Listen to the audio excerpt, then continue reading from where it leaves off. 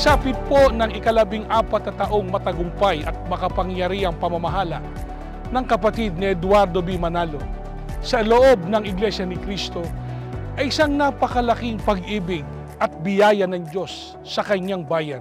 Kami po sa distritong ito, sa pangunguna ng lahat ng mga ministro at manggagawa, ay buong pusong nangangako ng aming pagsunod at pagpapasako sa inyo pong pamamahala. Maligayang ika-14 na taong matagumpay at makapangyarihang pamamahala sa Iglesia ni Cristo.